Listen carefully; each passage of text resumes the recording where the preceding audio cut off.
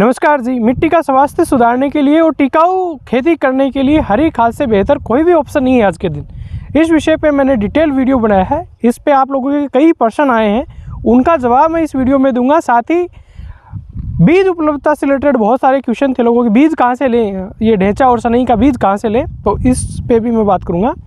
Actually कुछ लोगों के कमेंट आए कि भाई हमारे मेरे पास मैसेज आया कि हमारे पास अब बीज है पर हमारे नंबर कैसे दें।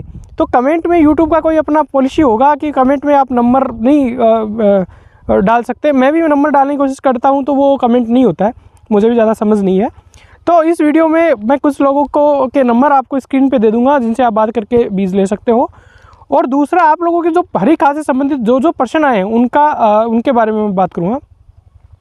कुछ लोगों का क्वेश्चन था कि साहब हरी खाद को लगाने का सही समय क्या है तो और कब डालें, कितना डालें। तो सबसे सही समय तो हरी खाद को लगाने का ये होता है कि आपके रबी फसल कट जाएं, जैसे आपकी गेहूं, चना, मेथी, धनिया, सरसों, लहसुन ये कट जाएं। इसके तुरंत बाद में आप एक बार जुताई करके प्लेवा करके और फिर बुआई कर सकते हो हरी खाद की। दूसरा ये हो सकता है कि आप एक बार सिंपल जुताई करके और बीज फेंक के और फिर एक बार ट्रैक्टर निकाल दें, प्लोइंग करके और पानी लगा दें। ये भी प्लेवा करके और सूखे में दोनों तरीके से आप बो सकते हो। और ये तो हो गया गर्मियों में जिसके पास पानी की उपलब्धता है वो करे। इस टाइम तो अप्रैल में बुआई करें, 50 दिन की अवस्था में इसको मिला दें। दूसरा, वो काश्तकार जिनके पास पानी की सुविधा नहीं है वो लोग बारिश के टाइम भी ढेंचा को कर सकते हैं, लेकिन बारिश में प्रॉब्लम ये है कि बारिश के टाइम में आपको बारिश वाली फसल का बलिदान करना पड़ेगा। लेकिन बहुत ध्यान देने की बात है कि जो लोग मध्य भारत के हैं, जैसे हमारे MP के, कोटा के या इस एरिया के लोग हैं जिनकी ज़मीनें भारी हैं, मिट्टी भारी है, जिनमें बारिश होने के बाद में 5-7 दिन तक खेत में ट्रैक्टर नहीं जा पाता है, वो लोग प्लीज़ बारिश के टाइम में ढेंचा बारिश होते ही जुलाई शुरू के अंदर ही ढेंचा ना लगाएं। अदरवाइज़ आप बहुत बड़े समस्या में फंस जाओगे। कैसे कि यदि आपने जुलाई के अंदर ढेंचा लगा दिया और आपका 50 दिन के आसपास ढेंचा हो जाएगा पूरा जुलाई, और अगस्त 15 के आसपास, 15 अगस्त के आसपास मानसून एक्टिव रहता है, लगातार बारिशें होती रहती हैं, आप खेत में ढेंचा मिला नहीं पाओगे और वो ढेंचा आपका बढ़ जाएगा और उसको फिर वापस उसको ज़मीन में मिलाने में बहुत समस्या आएगी, लेबर लग जाएगा और आप परेशान हो जाओगे। तो जो मध्य भारत के लोग हैं जहाँ भारी ज़मीनें हैं, चाहे इंडिया किसी भी कोने को जहाँ भारी ज़मीनें हैं, जहाँ बहुत जल्दी से टिल्थ पे नहीं आती है ज़मीन, बारिश होने के बाद में 5-7 दिन तक ट्रैक्टर नहीं चलता है, वो लोग प्लीज़ लगभग आधी बारिश चली जाए 15 अगस्त के आसपास ढेंचा की बुआई करें, ताकि 15 अगस्त को भी यदि आसपास आप लगाते हो तो 15 दिन अगस्त के और सितंबर का पूरा यानी 1.5 महीना हो गया, और अक्टूबर फर्स्ट वीक में आप उसको मिला सकते हो जब लगभग आपकी बारिश जा चुकी होती है सामान्य स्थिति में। लेकिन जहाँ बहुत बालू जैसी मिट्टी है, राजस्थान का पश्चिमी हिस्सा है, वैसी जगह जहाँ बारिश हुई 2 दिन में आप जुताई कर सकते हो, तो उस परिस्थिति में आप बारिश के टाइम में भी ढेंचा कर सकते हो। एक आपका प्रश्न होगा, जब बारिश के टाइम में जहाँ हमारे गर्मी में पानी की उपलब्धता नहीं है, बारिश में आप ढेंचा करा रहे हो तो हम फसल कहाँ करेंगे। तो भाई साहब, आपकी जो टोटल ज़मीन है उसका 10 से 15% हिस्सा आप ज़रूर हरी खादों में रखें ज़मीन को सुधारने के लिए। इससे अच्छा कोई तरीका नहीं है। इसके ऊपर मैंने डिटेल वीडियो बनाया है, क्या इसकी महत्ता है, क्यों करें, उसके बारे में आप वहाँ से जान सकते हो। तो समय का क्लियर हो गया। बीज कितना डालें साहब, तो 1 हेक्टर में लगभग आपको 50 किलो 60 किलो यदि बीज लेते हो, 50 किलो के आसपास, प्लस माइनस 5-7 किलो हो सकता है, 50 किलो प्रति हेक्टेयर, और कहें तो 20 किलो के आसपास प्रति एकड़ आप इसका ढेंचा का बीज ले सकते हो। और ढेंचा में किस फसल को लें, तो सबसे बेस्ट तो राजस्थान की नहीं, जहाँ नमक की ज़्यादा समस्या है वहाँ सबसे बेस्ट हरी खाद ढेंचा है हर तरीके से, उसमें आप ना उलझें। और दूसरा, सेकंड ऑप्शन पे आप सनई पे जा सकते हो, और ये आपका मूंग है, गंवार है, उड़द है, ये लोबिया है, तिल्ली वगैरह कुछ लोग सजेस्ट करते हैं, तो ये आपके उसके बाद के ऑप्शन है। ये सामान्य विज्ञान की भाषा में का जवाब ये था।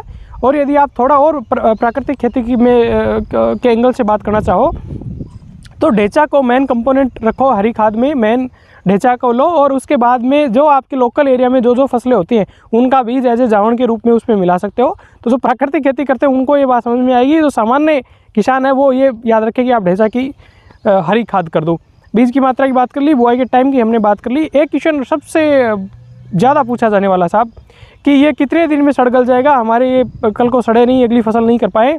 तो ढेंचा बोने के बाद में आप 7 से 10 दिन बाद में दूसरी फसल ले सकते हो। और उसके पीछे साइंस ये है कि ढेंचा का जो होता है उसका कार्बन नाइट्रोजन जो रेशियो होता है 20 से 30 रेशियो 1 होता है।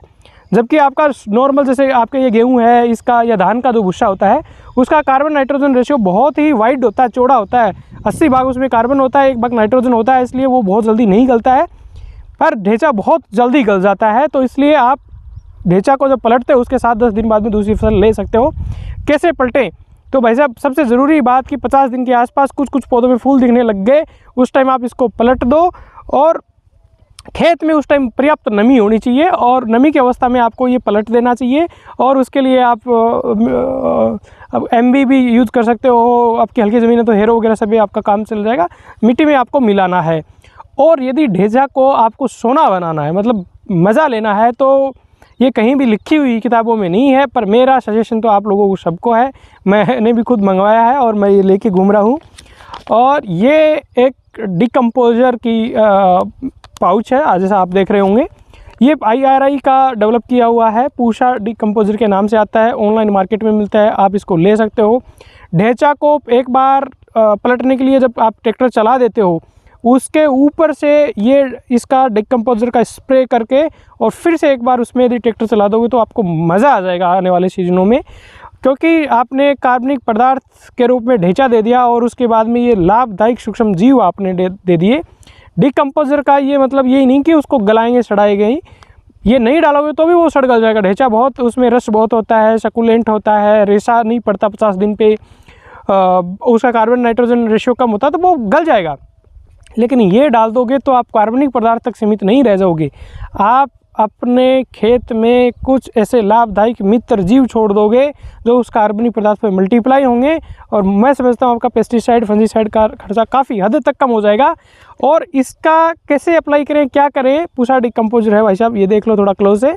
इस पे मैं वीडियो बना सकता हूँ, लेकिन यदि आप ऑनलाइन जाएंगे पूषा वालों को ये ऑर्डर करोगे तो मैंने ये किया था, मेरे पौने 400 रुपये के आसपास आता है। ये 4 शायद या 3 पाउच निकले थे, एक में 4 कैप्सूल होते हैं। मैं खोल के दिखाता हूँ, ये ऐसे कैप्सूल होते हैं और इसको आप अप्लाई कर सकते हो। कैसे क्या अप्लाई करना है इसके ऊपर पूरा मेथड लिखा हुआ है, आप चाहोगे तो मैं वीडियो भी बना दूंगा। मैं पूरी बात को समराइज़ कर रहा हूँ कि ढेंचा से बेहतर कोई हरी खाद नहीं है और आपको करना चाहिए। गर्मियों में पानी उपलब्ध तो ज़रूर करें, गर्मियों में नहीं कर सकते हो तो आप बारिश के टाइम में करें। अपने कुछ देखो, जो बहुत छोटा किसान है उसको तो हरी खाद ना करेगा तो भी चलेगा, क्यों? उसके पास पशुओं का गोबर है और वो तो वो भी अप्लाई कर लेगा। लेकिन जो बड़े किसान हैं तो वो 10-15% एरिया को शहीद करें अपने को और उसमें ढेंचा लगाएं। और उसके बाद में 50 दिन पे उसको पलट दें नमी की अवस्था में, और उसके बाद में आपको कोई समस्या नहीं आएगी अगली फसल के अंदर। हाँ, एक कुछ लोगों का ये क्वेश्चन था कि सब गेहूं की पराली ये होगी, भूसा होगा, इसको नोए को जलाएं कि क्या करें?